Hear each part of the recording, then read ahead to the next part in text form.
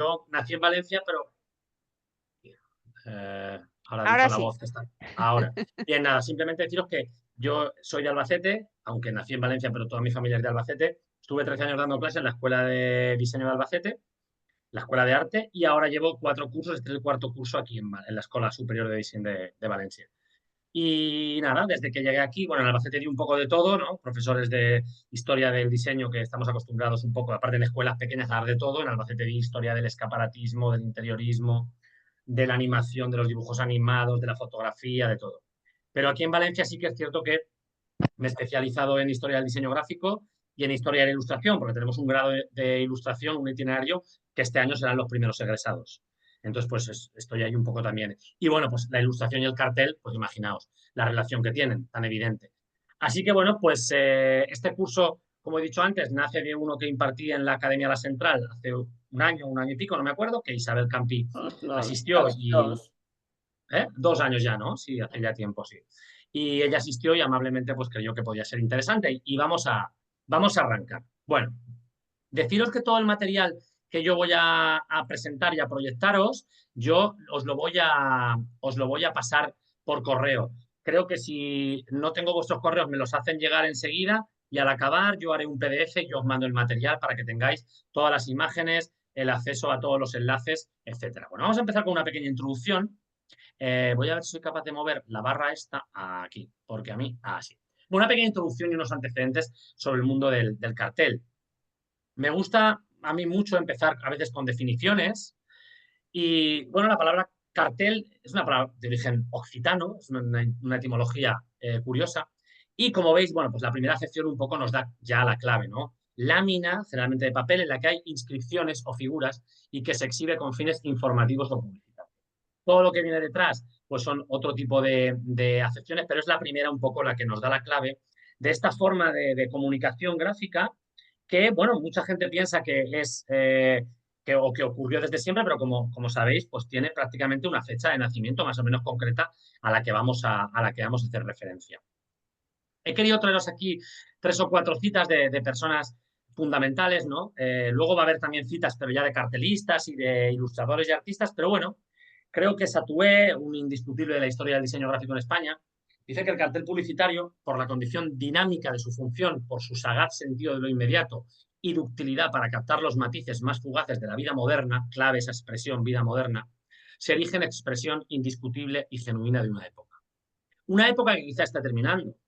El cartel, yo creo, voy a insistir mucho, que creo que hay que tener en cuenta que seguramente su momento de esplendor pues ha pasado ya quizá, ¿de acuerdo? Nuestras ciudades ya no tienen la cantidad de carteles que tenían, en muchas paredes está ese REA, responsable empresa anunciadora, prohibido fijar carteles, y quizá ahora haya otros medios de comunicación, de publicidad, que bueno, creo que todos sabemos a cuál nos referimos dentro del mundo digital. Pero creo que todavía quizá el cartel sí que puede ser que animado, sí que puede ser que introducido en estas pantallas que poco a poco empiezan a aparecer en el mobiliario urbano, pues yo confío en que tenga todavía algo de vida. Antonio Cheque Manuel Garrido, en un libro imprescindible que se llama Teoría e Historia del Cartel Publicitario, dice que la característica principal de este soporte es la intencionalidad persuasiva del anunciante. Al final los carteles todos quieren vendernos algo. Un rasgo que, por lo tanto, hace que la información que contenga este sea sesgada y controlada por el emisor. Pues sin olvidar el carácter estético, debe insistirse en que la principal función de todo cartel es responder a los objetivos persuasivos del anunciante, con la finalidad de alcanzar la máxima eficacia publicitaria. Hablamos del cartel publicitario, evidentemente, si pensamos en el cartel propagandístico, pues tendríamos algo muy similar, pero desde un punto de vista más ideológico. Y bueno, una de las frases míticas de la historia del cartel es esta, ¿no? De Josep Renau, del valenciano Renau: el cartel es un grito en la pared, ¿no? Paredes que gritan es el título de este curso y vamos a arrancar. Después de posibles definiciones, brevísimamente, posibles antecedentes. No me quiero remontar, pero me remonto un poquito. Evidentemente, el cartel es hijo de la revolución industrial, es hijo de la producción de papel de pulpa, de las facilidades de impresión cromolitográficas que vamos a ver. Pero bueno, la señalética romana, la propaganda electoral, al fin y al cabo no dejan de ser mensajes, en este caso simplemente rotulados, podemos decir, y ahí tenéis, ¿no?, esa especie de señalética en bandera de Herculano, o los graffiti, la propaganda electoral que se sabe que había en Pompeya poco antes de la erupción del Vesubio. Serían antiquísimos antecedentes. 1400 años después, a finales de la Edad Media, ya con el mundo de la imprenta, empiezan a aparecer anuncios tipográficos. Uno de los más conocidos es este de William Caxton, un impresor de libros británico que, bueno, se anunciaba. Esto es un anuncio publicitario, evidentemente únicamente tipográfico, con esa tipografía típica de esa zona centro y norte de Europa, esa tipografía gótica, ¿no? Que nos remite directamente pues, a ese mundo de Gutenberg y otros impresores. Aquí no hay ilustración, pero bueno, tenemos un papel impreso del que este hombre pudo hacer decenas y decenas de ejemplares para poder, pues como digo, anunciar su negocio de libros. Sería ese antecedente. De esa época de finales de la Edad Media y también con esa misma tipografía, el Gran Perdón de Notre Dame de Reims es un anuncio. Esto es un anuncio publicitario. Esto es un anuncio, digamos, como los bandos que los ayuntamientos a veces colocaban en la puerta del propio edificio del ayuntamiento o las propias esquelas que las iglesias muchas veces todavía siguen poniendo. Aquí ya tenemos una ilustración. Evidentemente veremos que el cartel moderno, pues la ilustración y el texto tienen una relación mucho más estrecha. Anuncios de lotería, Ratisbona, Aldorfer, un importantísimo pintor de la época, contemporáneo de Durero y de tantos otros, de Wolgemuth y de otros maestros de la pintura alemana, pues tiene este anuncio de lotería. Y al final, bueno, todavía no podemos hablar de cartel, por eso intento no utilizar la palabra cartel para referenciar estas imágenes, pero estamos ahí en ese mundo del anunciar mediante una hoja de papel en la cual empiezan a convivir imágenes y textos. En el mundo más cercano a nosotros, los anuncios de espectáculos taurinos son clarísimos antecedentes porque además tienen una característica muy importante que vamos a ver repetida en buena parte de los carteles iniciales, y es que el mundo del espectáculo está detrás de muchísima de esta carga de anuncios y de carteles. Como veremos enseguida, con Xere, con Toulotre, con tantísimos otros, es el mundo del espectáculo, más allá de la publicidad de productos y de otra serie de servicios, el que está detrás de algunos de los carteles más conocidos. Y bueno, pues ahí tenéis a la izquierda un cartel, un anuncio únicamente tipográfico de 1737 y a la derecha, pues un anuncio ya con esa idea, ¿no?, de la plaza de toros, del coso circular, que, como digo, pueden ser antecedentes.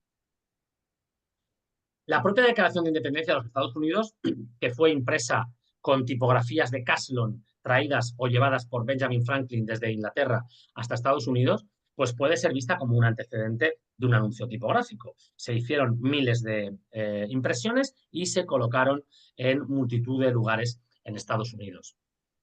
Y también esos célebres anuncios tipográficos, muchos de ellos impresos mediante grandes tipos de madera, unos anuncios que a mí me fascinan y yo ando detrás de a ver si soy capaz de comprarme uno de estos, porque me encantaría tener un anuncio tipográfico de estos de metro y pico, 2 metros de alto, no dejan de ser antecedentes. Aquí tenéis una imagen de estos fabulosos tipos de madera, de los que millones de ellos acabaron en las estufas, sobre todo estadounidenses, cuando pues intervino y apareció la litografía. Y me gusta cuando hablo de los antecedentes del cartel, traer a colación esta pintura de José García Ramos, está en el Museo de Bellas Artes de Sevilla, Baile por bulerías, porque en la parte superior izquierda lo que vemos es un anuncio tipográfico, ¿vale? Ahí veis, de una corrida de toros. Me interesa, esta obra la uso mucho porque yo, además de tener este curso sobre cartel, tengo otros cursos preparados que ya he hecho en otras plataformas y tengo uno sobre simbología de los colores y este cuadro me sirve muchísimo porque el rosa fue un color masculino hasta hace poquísimo tiempo, hasta hace menos de 100 años. Y ahí tenéis como algo tan, digamos, masculino y seguramente machista como puede ser el mundo de los toros, se anunciaba con un anuncio tipográfico en rosa. Ya en el siglo XIX, ya bien entrado el XIX, empezamos a tener antecedentes ya muy, muy cercanos del cartel. Aquí tenéis Bertal, en 1845, hizo este anuncio en entalladura. Entalladura es lo que básicamente conocemos como silografía. O sea, silografía a varios colores. Esto es un camafeo. xilográfico a varios colores, algo carísimo de hacer, muy complejo, y aquí estamos ya muy, muy cerca del mundo del cartel. Y de hecho, Jean-Alexis Rouchon, una persona que vive en ese siglo XIX, tiene estos anuncios que ya prácticamente podríamos decir que estamos casi, casi hablando de carteles. ¿Qué diferencia esto de un cartel o del cartel ya que vamos a ver absolutamente histórico? La técnica. Estos son entalladuras, vuelvo a decir que estos son tallar en madera diferentes planchas y luego imprimirlas y estamparlas sucesivamente hasta conseguir estas imágenes multicolores. Y lo que vamos a ver inmediatamente después, que son los considerados primeros carteles de la historia, que son de Jules Chéret, están hechos con litografía o cromolitografía. Pero prácticamente estamos ante algo que ya se podría considerar casi casi los primeros carteles de la historia. No son cromolitográficos, pero prácticamente estaríamos ahí. ¿Vale? Bien. Aquí veis algunos ejemplos más de los grandes almacenes a la izquierda, el paraíso de las damas, que los grandes almacenes eran conocidos así, son de esa época los primeros grandes almacenes de la historia. Como sabéis, son, se me ha ido de la cabeza, de la familia Boucicaut, los primeros grandes almacenes son El Buen Precio, Au Bon Marché, ¿vale? Au Bon Marché son los primeros grandes almacenes modernos de la historia. Y bueno, pues ahí a la derecha otro cartel anunciando de nuevo una empresa de ropa, ¿no? de vestidos. Bueno, después de este brevísimo repaso por algunos antecedentes, vamos a entrar a hablar de las imprescindibles novedades técnicas que tuvieron que llevarse a cabo para que el cartel, tal y como lo conocemos, pudiera inventarse y pudiera desarrollarse. Por supuesto que hay una clave que es la litografía. La litografía fue inventada por Alois Senefelder en 1796. Parece ser que como intento de encontrar una técnica de reproducción de partituras, porque este hombre era muy entusiasta y aficionado a la música, pero bueno, acabó siendo una verdadera revolución dentro del mundo del diseño gráfico, de la imagen gráfica, de la ilustración. La litografía se basa en, como sabéis, y el propio nombre indica, en trabajar sobre unas planchas de piedra. Son unas piedras muy especiales, una piedra caliza que proviene de una cantera muy concreta del sur de Alemania, de la zona de Baviera, las canteras de Solnhofen, y ahí sobre la piedra litográfica se dibuja con tintas grasas. La litografía fue una revolución porque, mirad, para hacer entalladura, para hacer buril, era necesario no solo ser un buen ilustrador, sino además tener un conocimiento técnico fortísimo. Los burilistas prácticamente se dedicaban toda la vida a aprender la técnica del buril. Los xilógrafos a la contrafibra, 3/4 partes de lo mismo. Pero para hacer litografía, cualquiera que tuviera una mínima actitud como ilustrador o dibujante podía enfrentarse a la litografía, porque básicamente era coger un lápiz o un plumín o un pincel mojado en tinta litográfica y dibujar, ilustrar encima de la piedra como si fuera un papel, con la única predisposición o con la única precaución de que hay que realizarlo en forma de espejo, porque excepto la serigrafía, todas las técnicas de grabado y estampación, luego al imprimir, pues salen en espejo. Bueno, la litografía, aquí tenéis un ejemplo de lápices litográficos. Los lápices litográficos, no sé si algunos los habéis tenido en la mano, pero son muy blandos porque son muy grasos. De hecho, conceptualmente se podría hacer litografía con un lápiz de labios, con un lápiz de ojos, con cualquier técnica grasa. Y bueno, pues la técnica se basa en la repulsión entre la grasa y el agua. Es mágica, realmente la litografía tiene un punto mágico. No sé si alguno habéis hecho litografía alguna vez, pero es mágica. La litografía, tú te pasas, yo hice litografía estudiando Bellas Artes con José Manuel Guillén, un profesor aquí en Valencia, y cuando te enseñan la técnica, tú te tiras semanas con tu primera piedra trabajando, dibujando, te dicen por activa y por pasiva que no toques la superficie de la piedra con tu mano porque la propia grasa de tu mano la puede estropear, y al final, bueno, pues mojas la piedra, entintas con un rodillo lleno de tinta y de manera prácticamente, como os digo, casi mágica, pues la tinta solo se queda en las zonas donde tú dibujaste. La litografía fue una revolución por dos cuestiones. Una, como os acabo de decir, porque prácticamente cualquier persona con unos mínimos conocimientos de dibujo se podía dedicar a la litografía. Goya, las últimas estampas que hizo fueron litografías. Los toros de Burdeos son 4 litografías. Él sabía hacer agua fuerte, él sabía hacer punta seca. No le costó nada a Goya aprender litografía. Lo mismo hizo Géricault, lo mismo hizo luego Delacroix. Gente de la primera mitad del siglo XIX que se enfrenta a la litografía con una libertad que otras técnicas del mundo del grabado no permiten. Pero el segundo factor de novedad y el segundo factor clave para la técnica litográfica es que aunque ahí estáis viendo una ilustración de una litografía o una impresión más o menos manual y artesanal, la litografía permitía, primero, trabajar con enormes formatos. Estas fotos me encantan. La imagen de la izquierda es un técnico litógrafo en un taller de litografía con piedras. Eso que veis ahí son bloques de piedra. Estas piedras pueden llegar a pesar cientos de kilos, alguna media tonelada. A la derecha tenéis a artistas litógrafos trabajando directamente sobre las piedras. Durante las 2 o 3 primeras sesiones, todos los carteles que vamos a ver están realizados a partir de esta técnica. Esto todavía es artesanal, artístico, como queráis llamarlo. Pero una vez que uno tiene la piedra, esa piedra se puede llevar a una máquina de este tipo.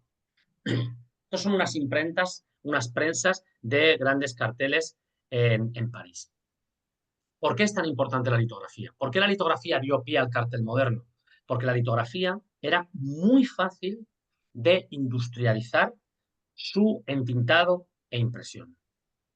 A diferencia del buril, a diferencia del aguafuerte, que son técnicas de grabado y estampación que requieren de un entintado manual, copia a copia, estampa a estampa, la litografía era, como digo, muy fácilmente industrializable en grandes máquinas como esta.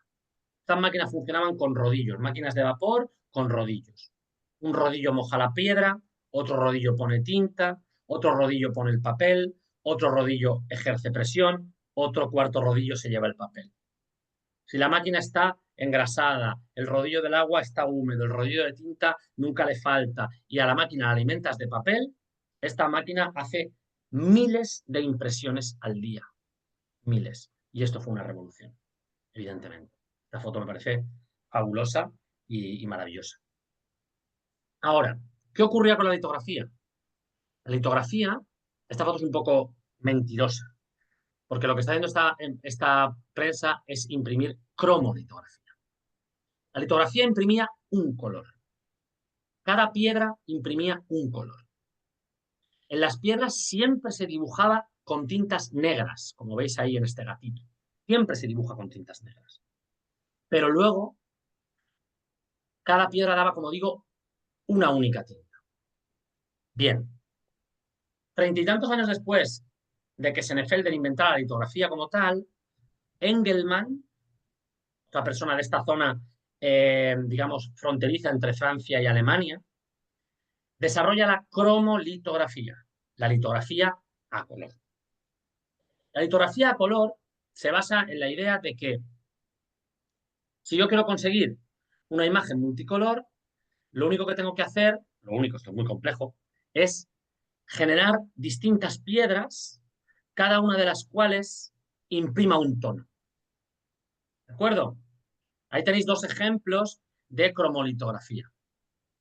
Para conseguir abajo a la derecha de cada una de las imágenes, una imagen a todo color. Quizá la que quede más clara en un primer momento es la de la derecha. Como veis arriba a la izquierda, claro, aquí, ¿qué había que hacer? Pues mirad, la imagen de la izquierda de estos 2 hermanitos, bueno, hermanos, 2 niños con un pollo, son 9 colores. La imagen de la derecha son 6 colores. ¿De acuerdo? ¿Qué tenían que hacer los litógrafos? Recibían un dibujo, una ilustración, que era lo que hacía Musha o lo que hacía Steylen. Los cartelistas entregaban casi siempre a imprenta una ilustración a todo color. Y los litógrafos tenían que imaginar cómo debían dividir lo que hoy haría por canales Photoshop. Cuando tú coges una imagen en Photoshop y le dices, dame los canales, ¿no? El CMYK. Bueno, pues eso tenían que hacer manualmente. ¿De acuerdo? E imaginar qué tenían que dibujar en cada una de las piedras para que luego cuando se entintaban con 6, 9, 16 colores distintos, al superponerse, finalmente lograran la imagen multicolor. Esto es muy complejo, pero estas imprentas de hace 100, ciento y pico años lo tenían absolutamente industrializado y absolutamente controlado. Como veis, lógicamente se empezaba a imprimir con colores más claros porque las tintas cromolitográficas, al igual que las tintas de grabado y estampación, son parecidas al óleo. ¿Qué quiere decir esto? Son al aceite, como ya he dicho, y son translúcidas. Y eso permite una mezcla por transparencia. Si os fijáis en la parte de la izquierda, veréis que entre las 9 tintas que se colocan no hay ningún verde. Normalmente no se usaba el verde como tinta cromolitográfica, porque yo tengo amarillos y azules. Y la mezcla por transparencia de azules encima de amarillos o de amarillos encima de azules me dará todos los verdes que yo necesito. ¿De acuerdo? Al principio, esta técnica, durante unas décadas, se sobredimensionaron el número de piedras, el número de colores necesarios para lograr una imagen. Pero claro, cada piedra era un costo enorme en tiempo, en dinero y la dificultad que entraña ir imprimiendo diferentes tintas sobre el mismo papel. Entonces, con el paso del tiempo, se fueron reduciendo el número de tintas hasta el sistema que más o menos conocemos como CMYK, lo que conocemos como primarios pigmentos. Tenéis que pensar que esto es muy interesante y a veces se olvida, que la técnica de la cromolitografía se inventa en 1830 y pico y se va desarrollando y va madurando al mismo tiempo que la teoría del color está desarrollando y profundizando en lo que hoy tenemos absolutamente asumido, que son los colores primarios o la idea, el esquema de colores primarios, colores secundarios, círculo cromático. Esto es muy moderno, lo del círculo.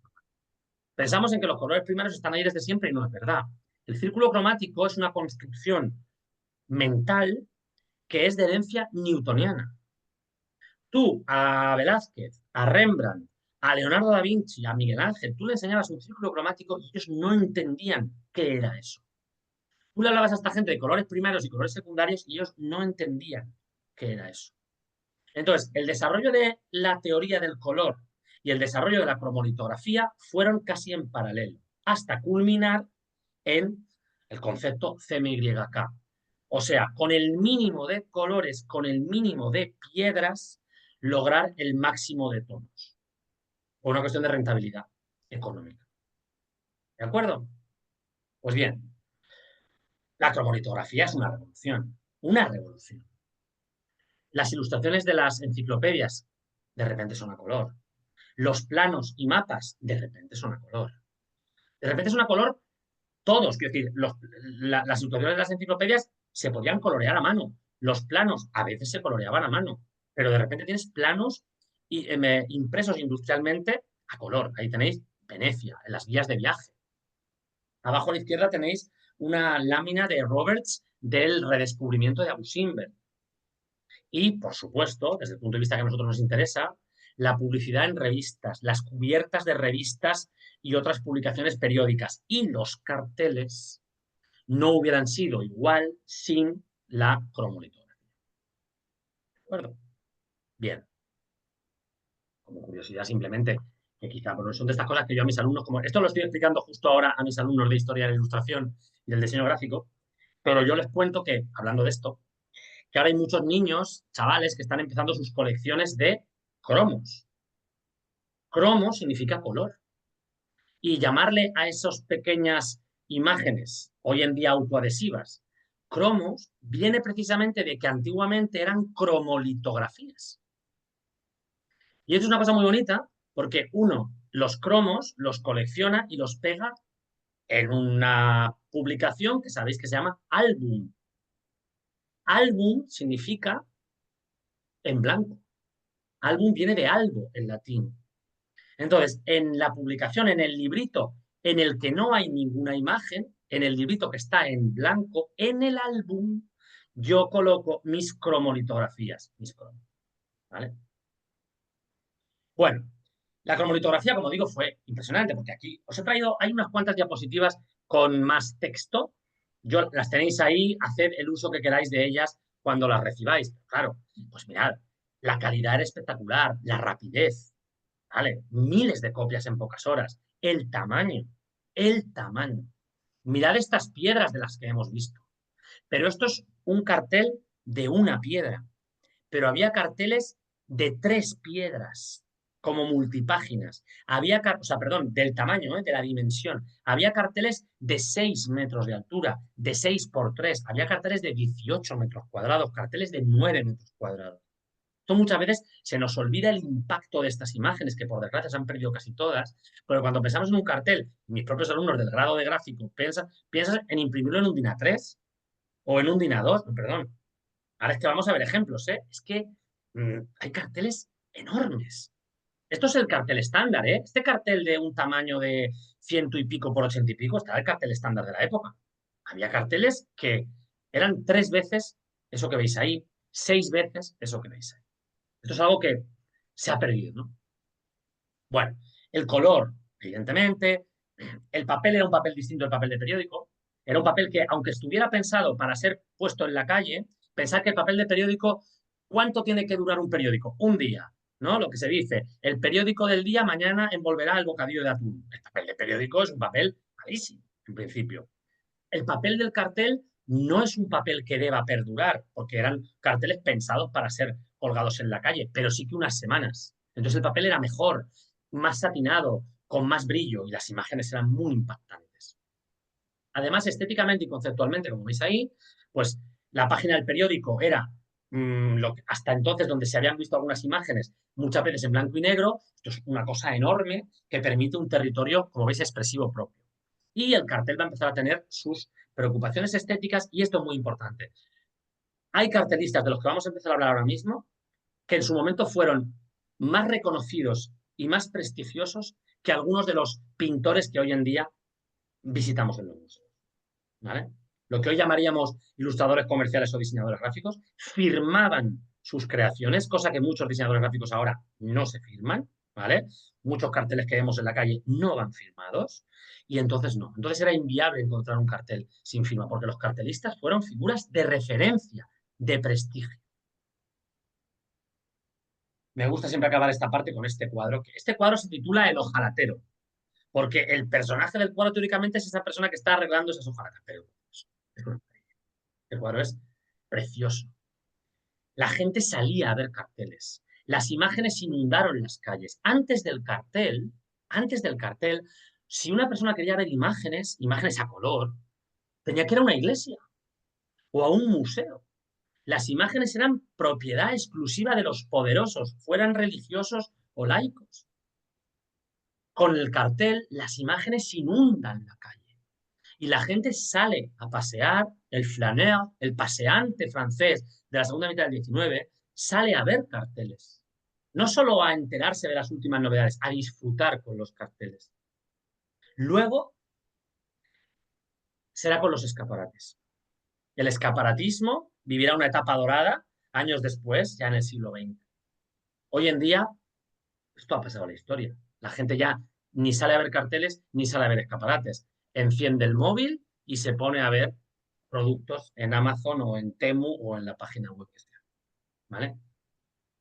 Bueno, voy a encender una luz porque cada vez parezco más una aparición vampírica, ¿vale? De aquí en Madrid.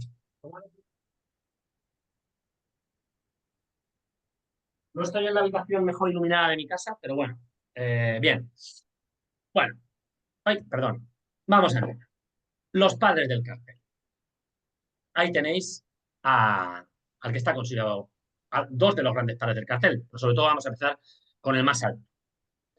Pero esta foto es muy bonita, ¿no? Es una foto entrañable en la que aparecen Jules y Toulouse. Vamos a empezar hablando de Jules. No se puede hablar del cartel sin hablar de él porque es que es curioso, hay pocas veces en la historia que un nuevo lenguaje o un nuevo, no sé cómo decir, un nuevo soporte gráfico, visual, tenga una persona prácticamente que está detrás de su invención. Esto pasa pocas veces. ¿Eh? ¿Quién inventó la pintura al óleo? Yo qué sé. ¿Vale? Te decían hace mucho tiempo, no, Jan van Eyck. Mentira. Jan van Eyck y su hermano perfeccionarían la pintura al óleo, pero se pintaba al óleo desde mucho tiempo antes. ¿O quién inventó el retablo? Y yo qué sé, no se sabe. Ahora, ¿quién inventó el cartel? Pues prácticamente el cartel moderno se puede afirmar que lo inventó este señor. Bueno, este señor era parisino, desde muy joven, aquí tenéis una vista de la Conciergerie, de vez en cuando me gusta meter fotos así un poco de contexto así turístico. Este hombre, como digo, era parisino y desde muy joven mostró una habilidad innata por el dibujo. Entonces, claro, ¿qué hicieron su familia? Bueno, pues a una imprenta. ¿A qué? A convertirte en ilustrador, en litógrafo en una imprenta. Estamos hablando de 1850 y pico. Bien, ahora, esta es una etapa de formación en París donde él aprende los rudimentos de la litografía, pero hay un momento clave en la vida de Sherey y en la historia del cartel, y es su viaje a Londres. Sherey pasa alrededor de varios años en Londres. ¿Qué ocurre? París es la capital cultural del mundo en ese momento, lo sabemos. Uno cuando estudia la historia de la pintura del siglo XIX prácticamente dices, bueno, saldremos de París en algún momento. O sea, solo parece que sea pintura francesa, ¿no? Pero en 1850 hay otra ciudad que no es la capital cultural quizá del mundo como París, pero que sí que es la capital tecnológica. Y esa capital es Londres. Londres es la capital del Imperio Británico, el imperio más grande de la historia de la humanidad, para muchos, ¿no? Un imperio que en aquel momento era la hiperpotencia. Entonces, en Londres se están desarrollando modernísimas máquinas cromolitográficas. ¿Para imprimir qué? Etiquetas. Algunas de las primeras etiquetas de la historia, eh, para aplicar a pequeños envases. Y eso está en Londres. Cheret ve esas máquinas, intuye la posibilidad que esas máquinas y que la impresión cromolitográfica tiene, y a la vuelta a París decide embarcarse en un proyecto que, en sus propias palabras, va a quedar más claro. En Londres se me ocurrió la idea de explotar esta especialidad aprovechando las máquinas recientemente inventadas que imprimían en gran formato a un precio económico. Entonces me centré en crear una modalidad artística que produjera el mayor efecto decorativo posible empleando pocos colores. Él vuelve a París y monta una imprenta, una empresa, para imprimir anuncios cromolitográficos, los primeros carteles de la historia. Aquí hay una curiosidad, y es quién fue su mecenas, quién le dio el dinero al principio para poder llevar esto a cabo. Pues bueno, ahí lo tenéis. Eugène Rimmel, el empresario de los cosméticos, que ha dado nombre prácticamente a la máscara de pestañas, ¿vale? Que se conoce, como sabéis, con el nombre, el apellido de este señor. Pues es este señor, que también, como veis, tenía sucursales en Londres, con quien se asocia Sheré en un primer momento para poder montar un enorme taller que va creciendo, pero que durante unos años será el único sitio en el mundo donde se utilizan estas nuevas técnicas para imprimir estos anuncios publicitarios. Esta foto es posterior, esta foto es de 1800, es de 1894 o posterior. Y ahora luego os diré la clave para eso, pero me guardo esta pequeña sorpresa. Bien, en Seré es muy interesante ver las diferentes etapas que tiene. Claro, él está inventando un nuevo lenguaje. Esto muchas veces se nos olvida. Yo cuando les explico a mis alumnos en Seré, mucha gente se queda y, bueno, pues tampoco es para tanto. ¿Cómo que no es para tanto? Es que es la primera vez que se está haciendo esto. Entonces, claro, aquí tenéis algunos de los primeros carteles. Monocromos. Algunos de los primeros experimentos son monocromos. ¿De acuerdo? Ahora, enseguida, aquí tenéis otro monocromo. Este es muchas veces el que se considera muchas veces como el primer cartel ya, porque es ya con un color. Este es la Bichobois, el monstruo del bosque, digamos, o así. Aquí ya veis una tinta que va a ser muy importante para él, y es este verde. Porque durante los primeros años, aquí tenéis un cartel de 1869, se le va a tomar una decisión cromática extraña. A mí me cuesta de entender, la verdad. Quizá me falten lecturas o esté estudiado por otro sitio y yo todavía no he encontrado la clave. Pero es curioso por qué Seré, en 1869, utiliza durante los primeros carteles, o 1870, etcétera, esta gama cromática. Porque si os fijáis, bueno, aquí tenéis unos de algo posteriores, y esta es la típica gama cromática de esos años 70 y 80. Él utiliza una tinta azul verdosa o directamente verde, una tinta roja y el negro. Tres tintas, tres piedras, pero poquísima variedad cromática. ¿Por qué? Pues porque el verde es un secundario. ¿De acuerdo? Al utilizar una tinta verde, cuando tú mezclas el verde con el rojo, un secundario como el verde con un primario como un rojo, ¿vale? Te da ya un marrón. O sea que él realmente no llega hasta muy adelante a la idea de verdad de los tres primarios, de introducir una tinta amarillenta, una tinta azulada, una tinta rojiza. Eso a él le cuesta décadas. Desde nuestro punto de vista actual parece, no sé, me parece absurdo que no lo hiciera antes, pero hay que ponerse en ese momento y en esa situación. Bien, aquí os he traído unos cuantos ejemplos. Estos me encantan, estos de la exposición de artes incoherentes de 1886 y 88. Bueno, me interesan mucho porque quizá algunos conocéis el fenómeno de los artistas incoherentes, pero es que esto es un fenómeno maravilloso. Os he traído simplemente unos ejemplos. En aquella época hubo gente haciendo estas cosas, que son prácticamente antecedentes del dadaísmo. Y tenéis a Sapek, esta litografía de Mona Lisa fumando una pipa. Pues cuando luego Duchamp hará en los años 20 la postal de Mona Lisa y abajo le escriba LHOQ en francés, está haciendo lo mismo. O cuando le pinte luego bigotes Dalí, está haciendo lo mismo. Y esto es de 1887. O sea, los artistas incoherentes en los años 80 del siglo XIX han quedado como ocultos detrás del impresionismo, detrás del postimpresionismo, pero son gente, cuando yo las descubrí hace unos años, me parecieron absolutamente fascinantes estas personas. Dime, Elvira. No sé si puedo Por tener supuesto, por favor. Y con así una yo descanso. duda. A Dime. ver, mira, es que vengo ya observando en los pies de imprenta el texto, o incluso aquí que pone entradas, los días de la semana, los Sí, números. Entiendo que sí. eso ya son tipografías de madera. Vale. Me ¿Cómo parece, se encaja, digamos, lo que es la parte artística de la ilustración con pincel graso con la tipografía? ¿Cómo se vale, emplasta todo esto? muy bien. Me parece una intervención fabulosa. Prácticamente todo lo que estáis viendo está rotulado. En la piedra. Está dibujado en la piedra. Así de sencillo. Pero, Oscar, esto, Pajugnan Satirn, o sea, es una tipografía perfecta. Y había ¿Está hecho a rotulistas, mano? Elvira, los rotulistas. Mira, yo es que no la tengo aquí, la tengo en el estudio, que lo tengo aquí cerca. Yo tengo una piedra litográfica que me compré de una empresa catalana que te venden piedras litográficas antiguas. Tengo una piedra litográfica con etiquetas. De hecho, es muy bonita porque es de antes de la guerra civil, porque hay etiquetas escritas en catalán y tal. Tú ves las etiquetas, Elvira, mis alumnos la ven y se quedan alucinados. Está todo rotulado a mano. El nivel de control. A ver, lo que pasa es que aquí hay una especialización del trabajo. ¿De Mm, acuerdo?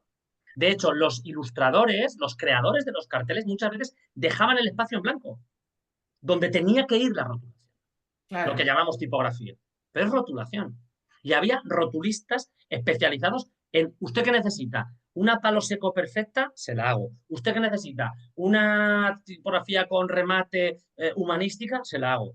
Excepcionales. Que es increíble, Oscar, que si tú me dices que esto está hecho con un tipo de letra, la R es igual que toda, o sea, es una Mira, maestría Elvira, absoluta.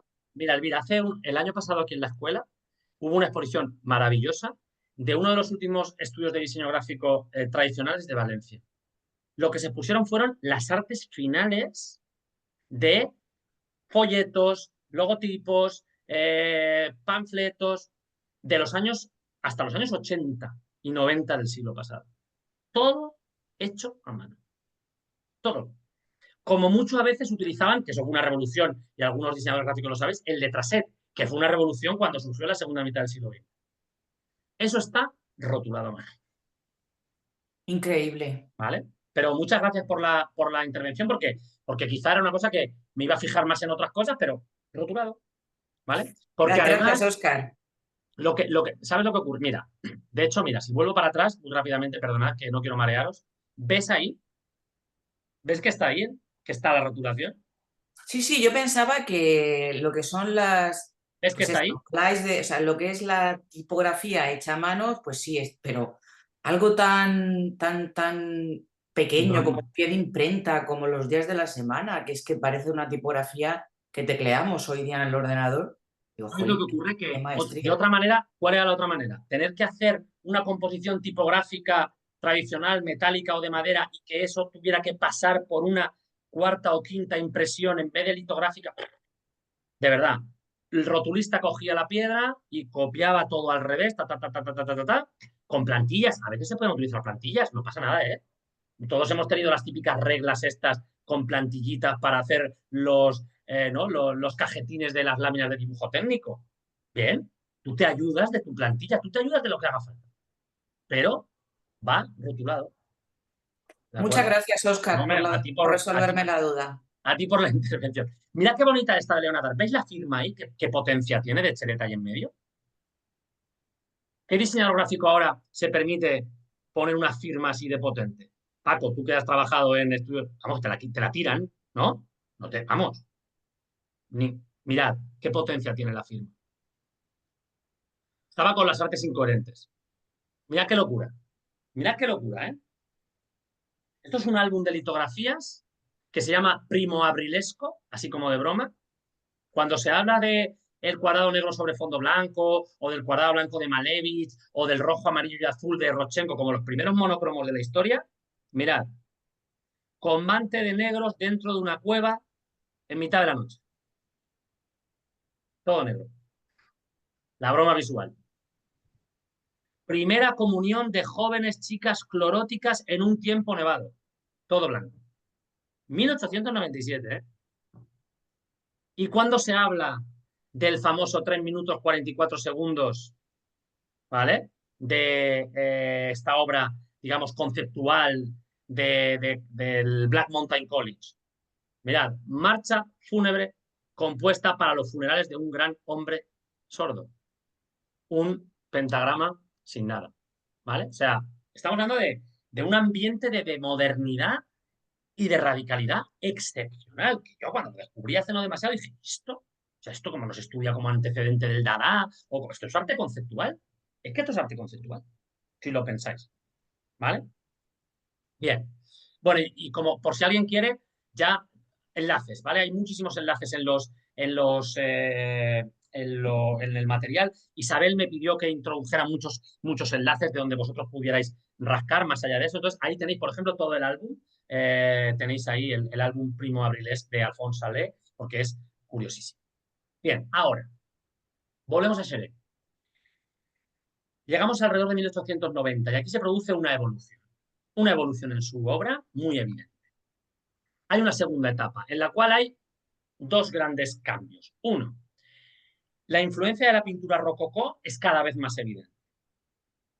Seret es el padre del cartel moderno, pero hay que decir que es un hombre con unas influencias artísticas muy tradicionales. Tenéis que pensar que es un hombre que nació en 1830 y pico. O sea, es un hombre que prácticamente nació y convivió con Ingres, con Delacroix, hablando de un hombre muy de principios del 19. Entonces, para él la pintura tradicional rococó fue muy importante. Os traigo aquí algunos ejemplos, ¿no? De comparaciones. Ahí tenéis un cuadro de Watteau, el célebre cuadro de Fragonard del Columpio, pues prácticamente los ecos de ese cuadro se pueden ver en algunos carteles como este que os acabo de traer, estas figuras femeninas como flotantes, o también los frescos de un pintor tan maravilloso como el italiano Tiepolo, ¿no? Sobre todo en Tiepolo la idea del contrapicado, la idea de representar la escena desde abajo. En Tiepolo, porque tú ibas a verlo todo en el techo o en la bóveda de un edificio, y en Cheré porque el contrapicado es el punto de vista ideal para representar a quienes, actrices, bailarinas, cantantes, porque están en lo alto del escenario.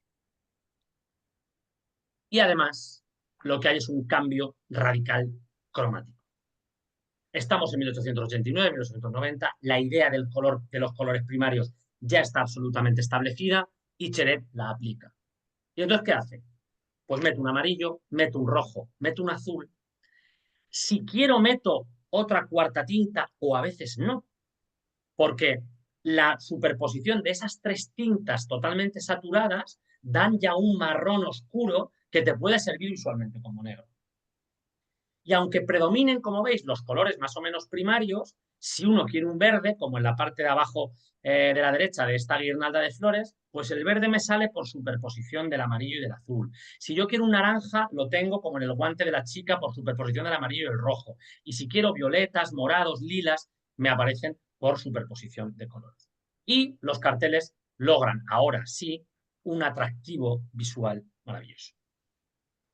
El amarillo predomina mucho, como veis, porque es un color muy intenso. Y aquí veis algunos ejemplos. Algunos personajes interesantes. Bueno, sobre Xerès se podría hacer un curso entero. Bueno, pues fijaos, aquí tenéis a Yvette Gilbert, la célebre cantante y artista, famosa porque, bueno, primero por un talle, llevaba unos corsés que le hacían una cintura de avispa y ella salía con guantes negros. Quedaos con esto porque luego va a ser interesante. Yvette Gilbert, su firma escénica eran los guantes negros. Daba igual, no hacía falta reproducir su cara, daba lo mismo. Cualquier cantante, artista que llevara unos guantes negros por mitad del brazo, pues era Yvette Gilbert, ahí la tenéis. Él también retrata a la Loie Fuller, la celebérrima, bailarina de origen estadounidense, cuyo espectáculo rompía moldes en el París de la Belle Époque. Esta mujer era empresaria, decoradora, iluminadora, modista, sastre, bailarina, y ella era una verdadera estrella que agotaba las entradas allá donde iba, y de hecho aquí tenéis, os he puesto un GIF animado, esto es una de las primeras grabaciones de los hermanos Lumière, porque esta mujer hacía lo que se llamaba como danza serpentina, en la cual ella, con unas telas de su invención y patentadas por ella, y con juegos lumínicos de diferentes colores, se ponía a bailar y parecía verdaderamente una especie de flor en movimiento. Y ahí tenéis el cartel para el Folie Bergère de Xerès. Y para terminar con Xerès, bueno, Xerès hay que decir que hizo, no se sabe los carteles que hizo. Su empresa puede ser, se calcula que a lo mejor entre 900 y 1000 carteles a lo largo de su larguísima carrera. Pero más allá del impacto de haber inventado el procedimiento, de haber inventado el lenguaje y de esa cantidad de carteles, el impacto de Xerès en la cultura y el arte de la época fue brutal. Mirad, el cartel a finales del siglo XIX fue tan importante que Xerès se dio cuenta que había una demanda de aficionados al cartel. Claro, pensad en una cosa, si vosotros veis un cartel alguna vez en una exposición, en un museo, en principio es un cartel que no ha cumplido su función. Si el cartel hubiera cumplido su función, habría sido pegado en la calle con engrudo y se habría perdido. Ahora, los carteles eran tan extraordinarios, la gente era tan aficionada a los carteles, que se conocieron y se conocen muchos casos de gente que se levantaba por las mañanas, sobornaba a los que iban pegándolos para que les dieran algún cartel o los arrancaban de las paredes. Entonces Xerès se da cuenta de esto y dice, aquí hay negocio. ¿Y qué hace? La serie Le Maître de l'Affiche, los maestros del cartel. Él durante 5 años, cada mes, imprime una carpeta con reproducciones de los carteles más famosos de todo el mundo en un formato asequible, equiparable a un DIN A3 actual. En total, varios cientos de carteles, hablo de memoria, ¿vale?, que la gente compraba. La gente así pudo tener en su casa carteles de Musha, de Xerès, de Steinlen, de Menier, de cartelistas estadounidenses. La gente coleccionaba esto, ¿vale? Y esto ayudó a difundir el mundo del cartel. Son preciosos. Estos podéis encontrar en internet. Se pueden comprar, ¿eh? Originales. No son demasiado caros. Se pueden comprar. 100 y pico euros. Te compras una lámina de la serie Le Maître de l'Affiche. De hecho, aquí os he traído algunos enlaces en los que hay, de hecho, este de aquí, por ejemplo, Affiche Français, os he traído algunos enlaces en las presentaciones que son de tiendas. Pero es que hay algunas tiendas especializadas en cartelería que para encontrar imágenes son las mejores que yo conozco, ¿vale? O sea, porque como son tiendas, son negocios, ¿vale? Porque, por ejemplo, en Wikipedia Commons, en Wikimedia Commons se pueden encontrar muchas cosas, pero eso al fin y al cabo no deja de ser una entidad sin ánimo de lucro. Sabéis que Wikipedia es una fundación, no tiene publicidad, pero son tiendas. Y lo que quieren es vender. Entonces yo, para encontrar imágenes de carteles o colecciones enteras de carteles, pues al final, algunos de estos enlaces que los vais a tener, pinchas y esos son toda la colección de maestros del cartel, entera. Y los puedes encontrar todos. Y además, generalmente con buena calidad para poder descargaros y utilizar en vuestras clases o para lo que queráis. ¿Vale? Bien. Además de esto, mirad, Xeré fue tan importante que se hablaba en la época de un estereotipo femenino. Como habéis visto, la práctica totalidad de carteles de Xeret están protagonizados por unas chicas jóvenes, libres, desinhibidas, que incluso salen de fiesta, acuden a conciertos, montan en bicicleta, fuman. Bueno, pues ese estereotipo de chica joven de esa época de la Belle Époque se les conoció en la época como cheretes, les cherets, las cheretes. ¿Vale? Llegaron a establecer un estereotipo femenino. Igual que luego sabéis que en los años 20 se habló de las flappers o en otros años de lo que sea. ¿Vale? Quizá esta época se conozca en el futuro como la de las influencers o los influencers, no lo sé. Bueno, pues Cheret llegó a establecer un estereotipo de figura femenina con un cierto o una cierta libertad. ¿Vale? Y bueno, ahí tenéis, os he querido traer algunos ejemplos. Mirad, Cheret aparece en carteles, perdón, en pinturas de artistas conocidísimos. Ahí tenéis a la izquierda un cartel de 1878 aproximadamente y a la derecha un cuadro de Manet, el gran Manet, el que está en todos los museos. Y si os fijáis ahí arriba a la derecha, lo que vemos es el cartel que tenéis a la izquierda, la parte de abajo, pegado desde dentro, visto desde dentro de un café. Y luego hay algunos carteles que aparecen por doquier. Mirad este cartel de Saxo Lane, de,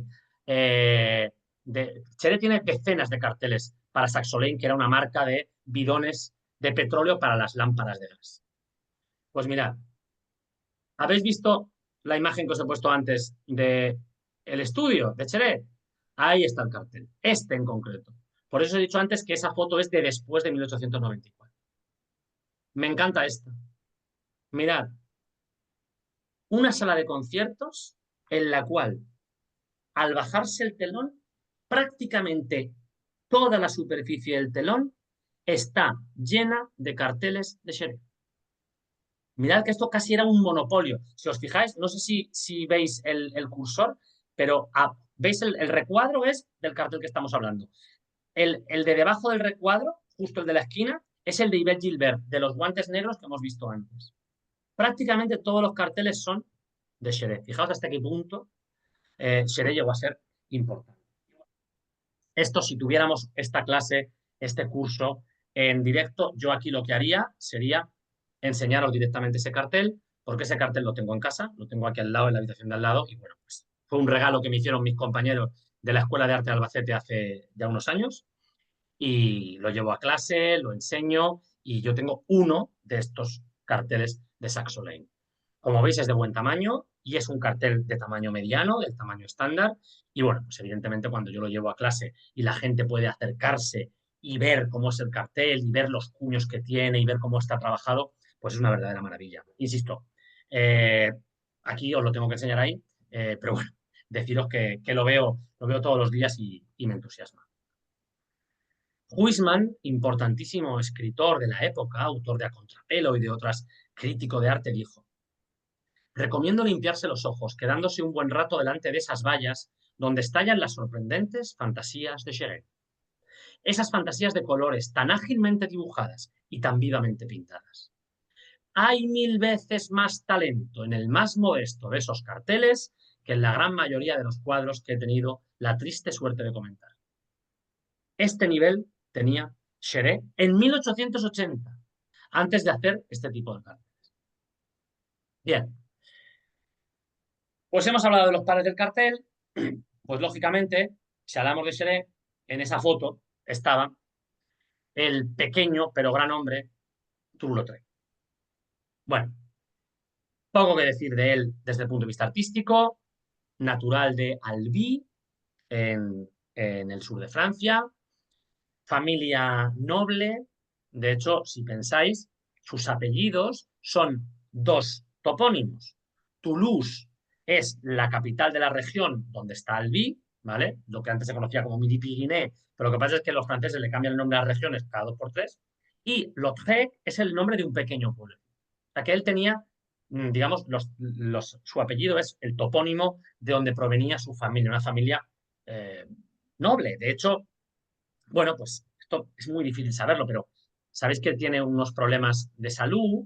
Seguramente hay quien dice que quizá por unos problemas de endogamia de su propia familia, porque sus padres eran primos, etcétera, etcétera. Y bueno, él lo que le ocurría desde el punto de vista físico simplemente, pero esto es importante para lo que vamos a decir, supongo que lo conocéis, es muy, muy sabido. Bueno, él se cayó 2 veces cuando era adolescente, cuando era un joven adolescente, se cayó 2 veces de un caballo. Una vez se partió el fémur de una pierna, parece ser que la otra vez se partió el fémur de la otra pierna. Las fracturas no sanaron bien. Hay quien explica de este modo su malformación física, ¿no? Las piernas se le quedaron como de un niño, mientras que de cintura para arriba se desarrolló como un adulto y esto le provocaba esa malformación.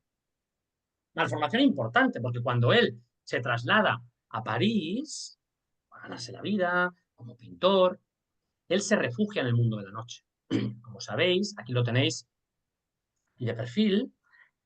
Él se refugia en el mundo de la noche porque en la noche todo cabe, ¿no? En la noche las normas son más laxas y él hubiera sido una persona marginal durante el día, pero en el mundo de la noche encontró, pues sí, entre cantantes, actrices, actores, escritores, bohemios, alcohólicos, prostitutas. Él encontró ahí su entorno y su mundo. Ahí hizo sus famosos cuadros, he traído muy, muy pocos, pero cuadros que son importantísimos, porque, bueno, por ejemplo, este es el interior de uno de los prostíbulos en los que él vivía y residía y con cuyas, digamos, habitantes tuvo incluso relaciones. Y esto nos lleva al mundo de los referentes. A diferencia de Cheret, cuyos referentes eran la pintura rococó y una pintura más tradicional, Lautrec es una persona que está al cabo de la calle de todo lo que está pasando en la época. Entonces, en sus carteles vamos a ver referentes muy diferentes y muy interesantes. Van a estar, bueno, aquí de izquierda a derecha, de Manet tomará unos fondos lisos, unas imágenes muy marcadas y unos contornos bastante duros y unos tonos casi, casi planos. De Gauguin, con quien convive y comparte época, tomará el gusto por la línea curva, por el arabesco y en ocasiones por el color no referencial. De Degas, que es su gran referente, el impresionista Degas, él es el gran referente de Toulouse-Lautrec, y de Degas toma el gusto por la fotografía y de la fotografía, a su vez, las composiciones centrífugas, los encuadres y puntos de vista novedosos, como vamos a ver después. Y de la estampa japonesa tomará lo mismo. Esas composiciones radicales en las cuales hay partes que quedan cortadas de manera extrema, y todo eso va a generar un nuevo lenguaje, un cartel diferente al de Cheret, menos comercial, menos sencillo, menos amable. ¿Por qué también? Y esto es clave. Porque Toulouse-Lautrec hizo poquísimos carteles y los hizo para amigos. Él no necesitaba el dinero para vivir y no necesitaba ser un cartelista profesional, un ilustrador comercial profesional, como Cheret, que tenía una empresa. Entonces él, muy al final de su vida, cuando tenía 40 y tantos años, no recuerdo exactamente, pero vuelvo para atrás, sí, 37 años. Con 37 años, él empieza a hacer carteles. Hará carteles durante los últimos 10 años de su vida. Y como digo, hará poquísimo. En total se calcula 32, 33, no está claro porque algunos son tan pequeños que a veces es difícil llamarles cartel. Que yo sepa, solo hay un museo en el mundo que tiene toda la colección, que es el Museo d'Ixelles, que es una especie de suburbio de Bruselas, y allí están todos, la colección entera. Ni siquiera en el Museo de Albi, que hay un museo muy interesante de Toulouse-Lautrec, en el Palacio Episcopal de Albi, creo que están todos. Este es el primero, Moulin Rouge Lagoulou, primer cartel que él hace, para una amiga suya que era bailarina. Era esa que aparece en el centro. Es un cartel absolutamente diferente, absolutamente original. Porque mirad, el punto de vista es totalmente novedoso. Estamos, o sea, aquello del fondo es el público. Estamos como en mitad de los actores, en mitad de los bailarines. Luego hay algo que a mí durante muchísimo tiempo me llamó la atención porque no entendía. Esta forma amarilla que veis aquí a la izquierda, no se entiende muy bien qué es eso. Eso no se entiende. Por aquí tenéis a la Gulú, ¿vale? En un cuadro suyo. Aquí tenéis a la Gulú en una fotografía. Y aquí tenéis a Juan, creo que era Juan. Ah, ya no lo de memoria. Sin huesos. Este era un bailarín que fue famosísimo en la época, que hacía dúo con la Gulú, y es una persona que desapareció. En lo alto de su fama, parece ser que no cobraba, es un personaje mítico, ¿eh? Quizá haya libros escritos sobre él.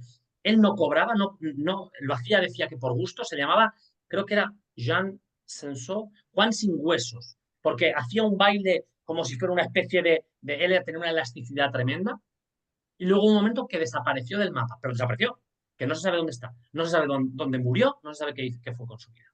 Bueno, pues como os digo, se conserva el dibujo original y boceto. Y es al ver el dibujo, cuando yo encontré el dibujo, cuando entendí esa forma de la izquierda. Son los farolillos de la derecha, pero vistos como desde arriba. Lo que hay debajo del texto de la Gulú son farolillos, y esto de aquí también son farolillos, pero vistos como desde arriba. Si os fijáis, son como dos puntos de vista distintos incluidos en la misma imagen, algo realmente novedoso. Bueno, este es su primer cartel. Aquí tenéis el impacto del cartel. Este cartel es de este. Hay varias versiones porque, como veis, en esta que están poniendo los operarios en el museo, encima de la parte inferior izquierda se ha escrito como más información. ¿Veis que pone Moulin Rouge, etcétera? Aquí en esta parte. Este es el cartel, digamos, más limpio. Pero mirad el tamaño del cartel, ¿eh? O sea, fijaos, son cosas que impactan. Es uno de los más grandes. Insisto, libertad, originalidad, novedad. ¿Por qué? Porque es para sus amigos. Mirad qué maravilla de cartel. Divan japonés avec Yvette Gilbert. Ni siquiera pone en el cartel que es Yvette Gilbert. Pero ya os digo yo que es Yvette Gilbert. ¿Pero quién es Yvette Gilbert? La que está aquí arriba. Aquí arriba a la izquierda, es que hay gente que le cuesta verlo, ¿eh? Hay una mujer con los guantes, la falda blanca, los guantes negros, la blusa oscura y solo se le ve el cuello. ¿Reconocéis la imagen? Es que hay gente que no la ve. ¿Veis a la mujer aquí, no? Esa que está ahí es la verdadera protagonista del cartel. La obra de Iván Japonés era de aquella mujer del fondo, no de esta que aparece en primer plano. Esta que aparece en primer plano es otra artista, amiga suya, que es Jane Avril. Fijaos, a la protagonista del cartel la pone en un segundo plano, en una perspectiva alejadísima, en un tamaño muy pequeño. ¿Se enfadó de Gilbert? Para nada. No se le ve la cara, da igual, se le ven los guantes. Con eso es suficiente. Es una composición súper original. Le corta la cabeza a la protagonista del cartel. ¿Es la primera vez que alguien hace esto? No, ya lo había hecho Degas en el cuadro que veis a la derecha, en el foso de la orquesta. Le corta la cabeza a las bailarinas. Y mirad la estampa de la izquierda del gran Hokusai, cómo ha cortado radicalmente a esa geisha, hasta el punto de que parece estar saliéndose del encuadre. Él no es el primero que hace estas cosas, es el primero que lo hace en cartel. Pero esto lo había hecho ya la estampa japonesa, de alguna forma, y Degas en algunos cuadros. Ahí veis, a la izquierda, un dibujo de Yves Gilbert, un dibujo precioso, no para este cartel, y a la derecha, un boceto para el cartel. La de la izquierda es Yves Gilbert, la de la derecha es Jean Avril. Como veis, poco detalle, pocas gamas cromáticas. Eso significa que con dos piedras se puede resolver, porque prácticamente ahí hay con dos, tres piedras, un amarillo, el naranja y un negro a correr. No hay azules, normalmente no hay prácticamente ningún verde, muy sintético todo, pero diferente, novedoso, distinto. Famosísimo cartel. Fondo limpio, como el del cuadro que hemos visto de Manet.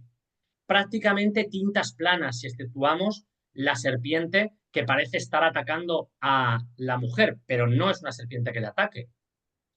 Aquí veis referencias, la estampa japonesa o el cuadro de Manet. Y como veis, hay una foto detrás de este cartel, de la cual él extrajo el dibujo y de ahí hizo, ¿vale?, el cartel. Como veis, firmados todos, ¿eh? Él firmaba aquí abajo con un monograma, o sea, una H, una T y una L combinadas, rodeadas de un círculo. Otro de Jane Avril, originalísimo. Esto que hay en primer plano aquí abajo a la derecha es el chelista o violonchelista, perdonadme que no sé, ¿eh?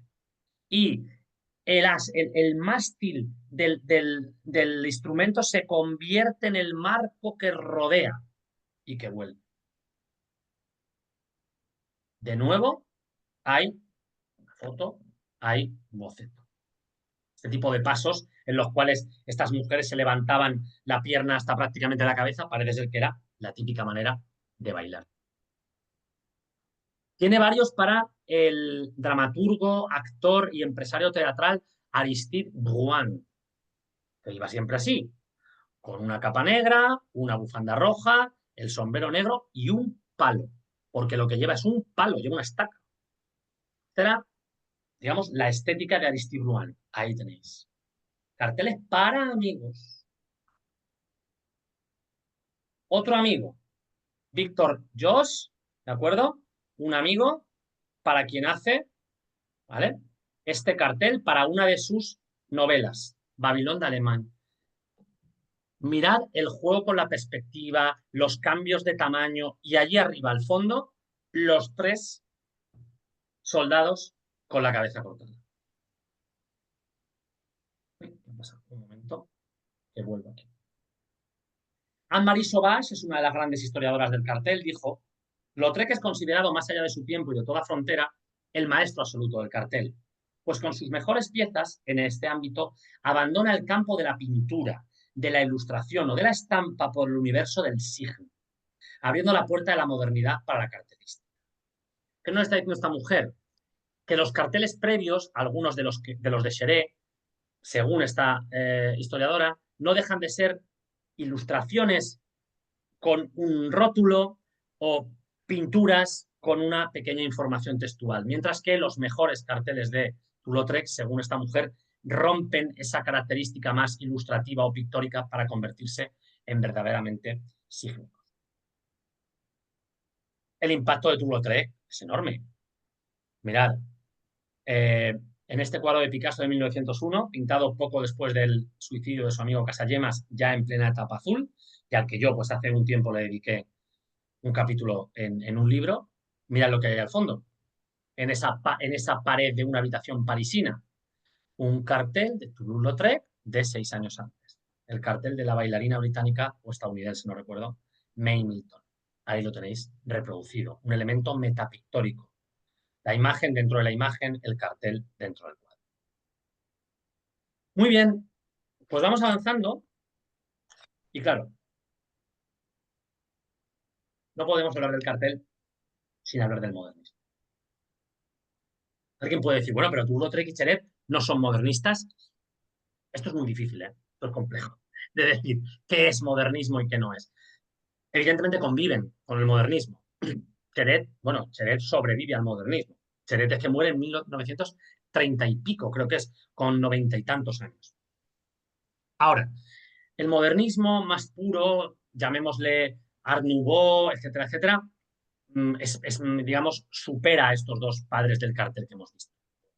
Yo las características globales y generales del modernismo las conocemos todos, las tenéis ahí, yo las dejo. Antecedentes e influencias, pues desde el arts and crafts medievalizante de William Morris al esteticismo británico de un Aubrey Pursley y algo de japonismo. Como sabemos, nace en la arquitectura con obras como la Casa Tassel de Víctor Horta, pero luego se expande a todas las artes llamadas aplicadas o de lo que hoy entendemos por diseño. Nace como una reacción en contra de los historicismos eclécticos para proponer un nuevo vocabulario estilístico. se extiende por buena parte de lo que conocemos con Europa y en cada sitio sabéis que se le llama de una manera. De hecho, hay mucha problemática. De esto creo que con Isabel también hablamos en su momento, con el término modernismo y con cómo el mundo anglosajón traduce modernismo, porque en el mundo anglosajón la manera correcta de traducir modernismo sería modern style. Y lo que nosotros conocemos como diseño moderno, o sea, ya funcionalismo, entreguerras, llamémosle como quieran, eso en el mundo anglosajón le llaman modernism. Entonces se produce un false friend, un cruce de términos, y no es raro ver alumnos, o bueno, o blogs, o incluso alguna publicación en la cual se utiliza el término modernismo para hablar de, qué sé yo, una casa de Mies van der Rohe o un cartel de estilo suizo de Max Bill. ¿Vale? Y entonces, bueno, a mí por lo menos me produce eso un poco de sorpresa. Aquí le llamamos así, modernismo, modernisme en el ámbito catalán. Y como sabéis, hay una terminología más o menos general que es Art Nouveau, que un poco engloba todo, aunque en Austria se le llama secesión, en Alemania Jugendstil, etcétera, etcétera. Bueno, como sabéis, es un estilo carísimo. Aquí tenéis una foto maravillosa del Lilla de la Discordia del Paseo de Gracia de Barcelona, con, ahí veis a la derecha, la segunda por la derecha, la Casa Batlló de Gaudí, la tercera por la derecha, la Casa Ametller de Puig i Cadafalch, y a la izquierda del todo, la Casa Lleó Morera de Domènech i Montaner. ¿Vale? Familias potentadas, de burgueses, que se pueden permitir estas obras arquitectónicas, también las de mobiliario, y también van a ser empresas muy potentes las que se puedan permitir estos carteles. Bueno, busca la obra de arte total, esta Gesamtkunstwerk alemana, en la cual todas las artes aplicadas y del diseño se combinan, y tiene distintas tendencias, como sabéis, una más orgánica, biológica, curvilínea, floral, que asociamos con el Art Nouveau, y otra pues mucho más racional, geométrica, pues más, como digo, matemática, austera, que pues bueno, ya luego dará pie a lo que conocemos como más diseño moderno y que sobre todo en Austria tiene un desarrollo importantísimo. Ejemplos en cartelería. A la izquierda, un cartel de Hohenstein, veis la firma que potente allá arriba a la izquierda, y a la derecha un cartel de Koloman Moser, quizá uno de mis carteles favoritos de todos los tiempos, la 13ª exposición de la secesión. Luego lo veremos y lo referenciaremos. Y como veis, diferentes acercamientos a lo vegetal, ¿no? en estas características. Los conocemos. El modernismo desaparece prácticamente con la Primera Guerra Mundial, muere aplastado por las bombas en Verdún y en esas trincheras, desaparece de la escena y del mundo de las imágenes en los años 20, 30, 40, 50 y prácticamente no se recupera esa idea de gusto por la ornamentación, de horror vacuo y decorativo, pues eso no se recupera hasta prácticamente el cartel psicodélico de los años 60 en Estados Unidos, que confío en que nos dé tiempo. Ahora, vamos a ver ejemplos de cartelería. Empezamos con el modernismo orgánico-biológico, quizá el más conocido, el más abundante, en el cual, como sabéis, la inspiración directa es en la naturaleza, en las formas vegetales, ramas, raíces, zarcillos, flores, capullos, etcétera, etcétera, etcétera. Animales, insectos de formas extraordinariamente decorativas como las libélulas, los pavos reales, las serpientes, etcétera, etcétera, etcétera. Y si hay un cartelista que sobresale por encima de todos, ese no es otro que Alfonso. Mucha, se diría en alemán, mucha decimos nosotros, musha dicen. Bueno, yo, según me levanto, lo digo de una manera y a lo mejor en los próximos minutos lo digo, lo voy alternando. Pero bueno, yo me encanta esta foto porque yo les pongo a mis alumnos esta foto y digo, ¿habéis encontrado el oso? Hay un oso, ¿eh? Lo está pisando. Es una alfombra. ¿Por qué digo que me encanta esta foto? Porque, claro, visto, como si dicen, visto el perro, visto el amo, quiero decir, mirad el estudio de Musa. En este entorno él creaba sus ilustraciones. Pues obviamente a Musa no le puedes pedir luego limpieza y austeridad. Yo me encanta poner esta foto a mis alumnos y a la vez les pongo que 20 años después, las casas de los profesores de la Bauhaus, tú ves las fotos de las casas de los profesores de la Bauhaus, la casa de Watergropius o la casa de Kandinsky o de Moholy allí, y eso es, vamos, de una limpieza, de una racionalidad, de una austeridad y conviven en el tiempo, porque como veis, Mucha muere 6 años después de cerrada la Bauhaus. Bien. Mucha nace en lo que hoy es la República Checa, en la región de Moravia. La ciudad se llama Ivančiče. Aquí tenéis una imagen con esa típica columna de la peste que hay en casi todas las ciudades de la antigua Checoslovaquia y hoy República Checa.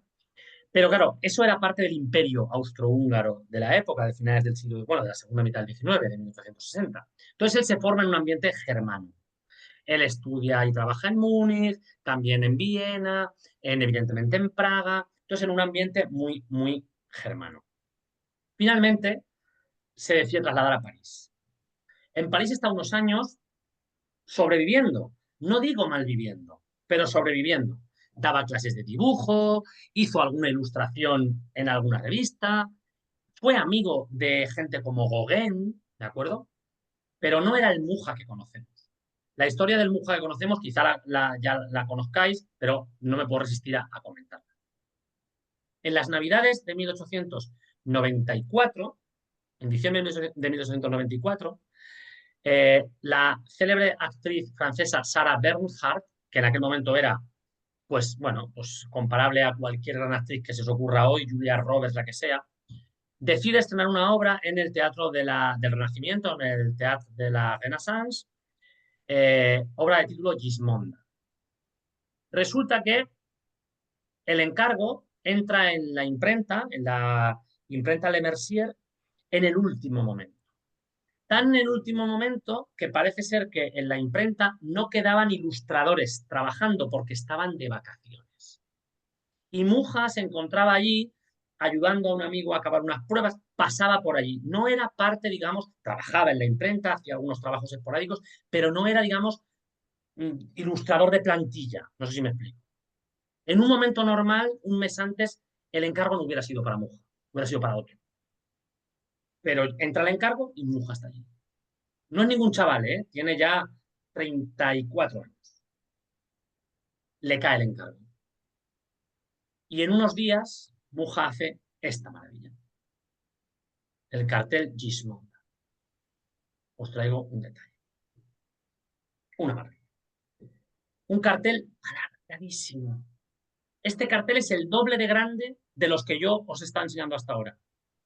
No sé si os fijáis, pero justo en el centro del cartel, justo por debajo de la mano, ahí está pegado. O sea, este cartel son 2 piezas pegadas. Hablamos de un cartel de más de 2 metros y pico de altura. Impresionante.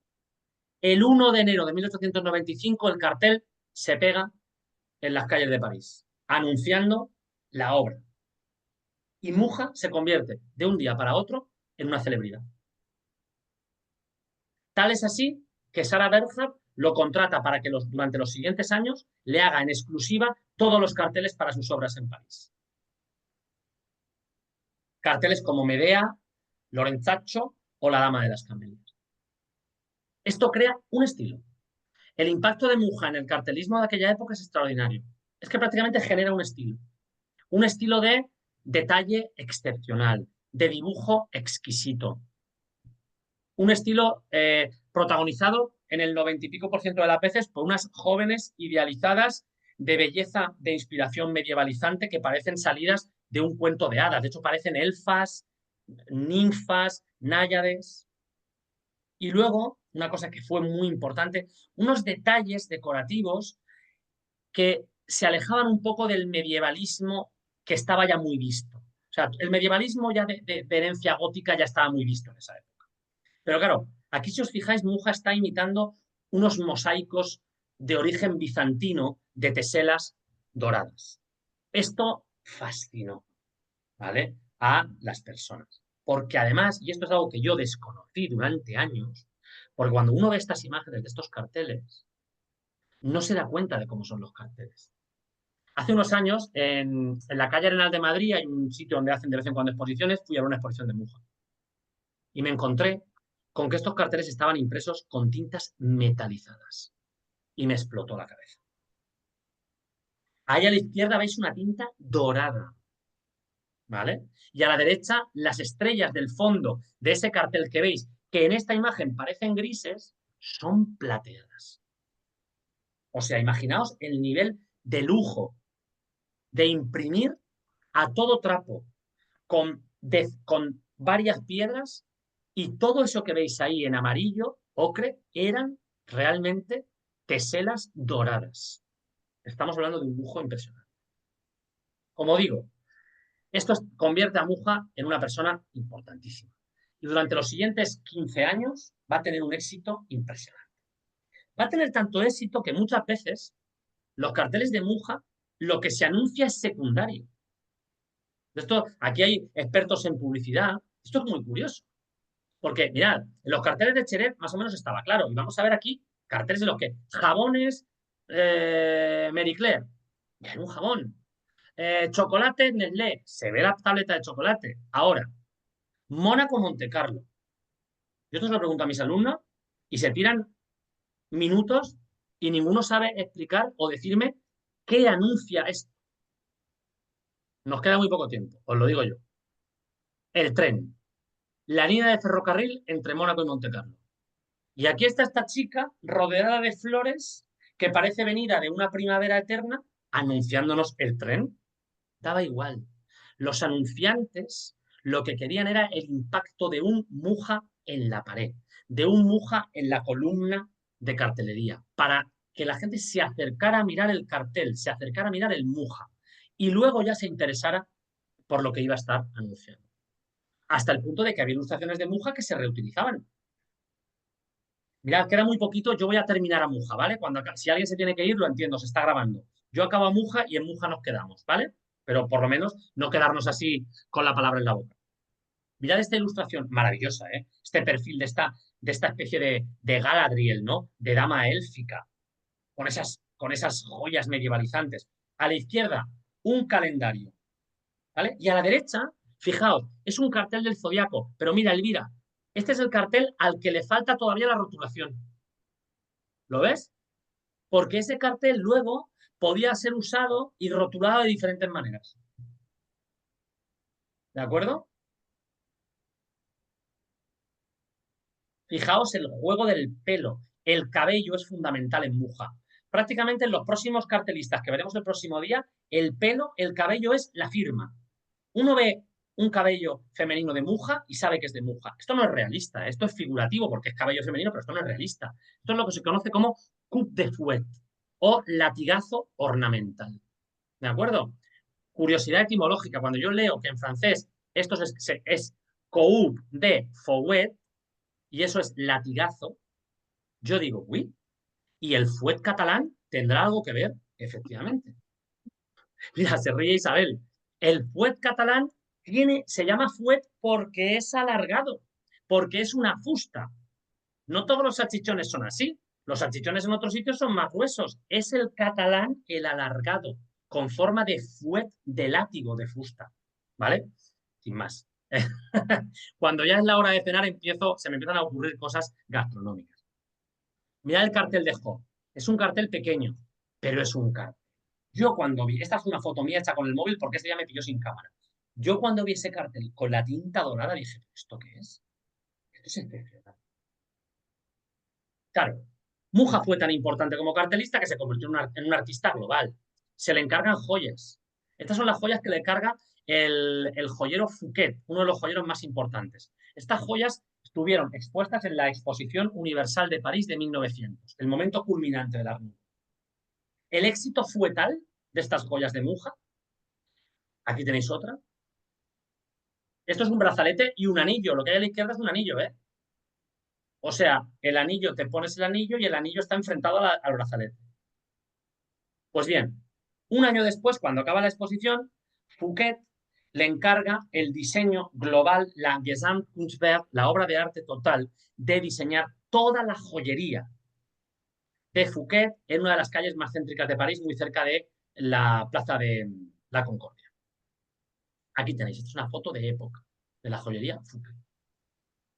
Todo diseñado por él. Mirad, entrar a esta joyería Fouquet era como entrar en un cartel de Muja.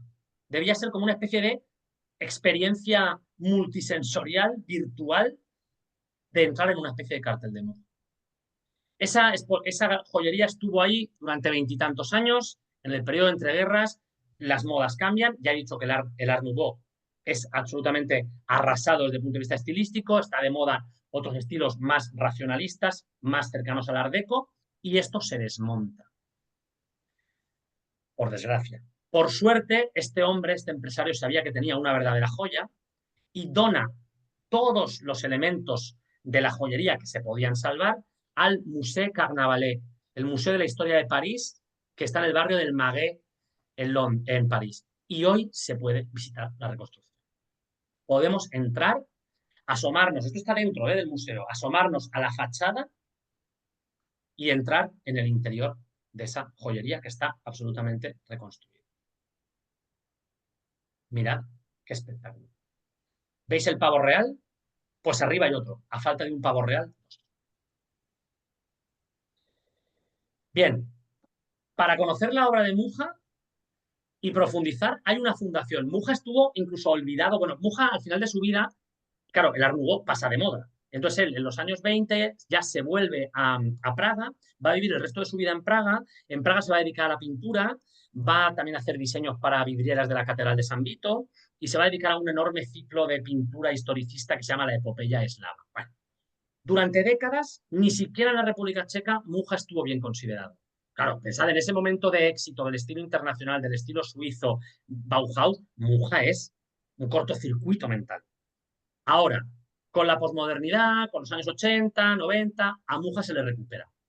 Y hoy en día hay una fundación, la Musa Foundation, que tiene una cantidad de información tremenda, hay una página web en inglés que podéis consultar y la verdad es que hay una línea del tiempo impresionante con toda su vida mes a mes y bueno, pues ahí podéis encontrar prácticamente todo lo que necesitéis de este cartelista pues tan importante. 8:32. Bueno, hasta aquí yo creo que hoy, ¿vale? Me entretengo mucho, seguramente quería llegar a más. Bueno, espero llegar a donde podamos. De todas maneras, ya os digo que mi idea es terminar el material del curso e incluso si el último día se nos queda algo en el tintero, nunca mejor dicho, delante de un cartel de tintas, yo daros el material. ¿De acuerdo, Isabel? Ese es un poco el compromiso. Porque yo me emociono y mirad, al final se nos echa el tiempo encima, no os he permitido ni intervenir, pero de verdad, por favor, haced lo que ha hecho Elvira, levantáis la mano, os doy paso y comentáis lo que necesitéis, porque si no yo me entusiasmo, me emociono y aquí van pasando los minutos y aquí hemos llegado, ¿vale? Bueno, de acuerdo. Este va a ser un poco el desarrollo del curso. También os digo que, por ejemplo, claro, hemos visto la técnica, hemos visto los antecedentes y tan en profundidad como Asheré, a Turulo Treyamusha seguramente no vayamos a ver, ¿eh? O sea, los cartelistas que quedan del estilo modernista, me interesa daros muchos nombres porque a lo mejor alguno no tenéis en el radar, pero no vamos a dedicarles tanto tiempo. Estos son como 3 enormes cartelistas y entonces pues luego vamos a ver muchos más ejemplos, pero sin tanto detalle, ¿vale? Entonces haremos un poco esa idea. Pues nada, esa era la idea. Si queréis comentar algo, pues aquí estoy para escucharos y si no, pues nos despedimos hasta el lunes que viene. Yo, Óscar, darte las gracias porque se me ha pasado rapidísimo y me he sentido como en un cuento. O sea, de verdad, Bueno, que lo eso es has... lo mejor que me puedes decir. Uy, perdón. Pues nada, así que Que nada. súper ameno y muy claro y que he disfrutado. Se me ha pasado volado. Y eso que he acabado de trabajar tarde y estaba súper cansada. Y vamos, que me quedo con ganas de más. Pues el lunes que viene más. Muchas ¿vale? gracias. No, a vosotros, por Hasta favor. el lunes que viene.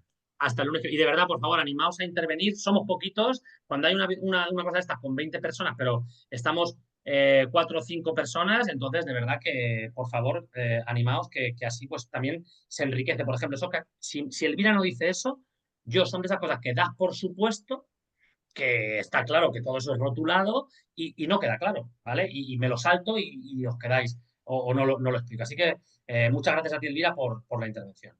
A ti. Gracias, Óscar. No consigo, Bueno, no dime. consigo, no sé si me veis. Sí, Te sí. vemos y te escuchamos, Isabel. Bueno, yo estoy como si saliera del cine. Sí, ¿verdad? Bueno, Como si bien. saliera del cine. Bueno, suerte Sí. que continuamos. Bueno, el lunes continuamos. Lo que voy a hacer va a ser, mirad, esto, que es hasta el modernismo, yo no sé si dadme un momento, no lo tengo hecho. Voy a generar el PDF, porque creo que está prácticamente bien. Genero el PDF y quizá mañana, cuando tenga y revises que tengo vuestros correos, pues porque los correos, la fundación los debe tener, Isabel, por supuesto, y quizá me los habéis mandado, ¿eh? Y yo ahora mismo quizá voy a mirarte inscrits. Vale, aquí es. Vale, pues entonces yo creo que aquí debo tener o no tengo correos. Sí, tengo correos. Aquí tengo vuestros correos. Pues nada, perfecto. Pues yo, como tengo los correos, yo quizá mañana en un momento por la mañana que tengo una clase de 8 a 10, luego me pongo y os envío el material hasta donde hemos Perfecto. visto y un poco más. ¿De acuerdo? Vale, muy bien. Venga, Pues nada, gracias. Buenas noches. pasad buena Adiós. semana. Adiós. Buena Hasta semana. luego, chao. Chao.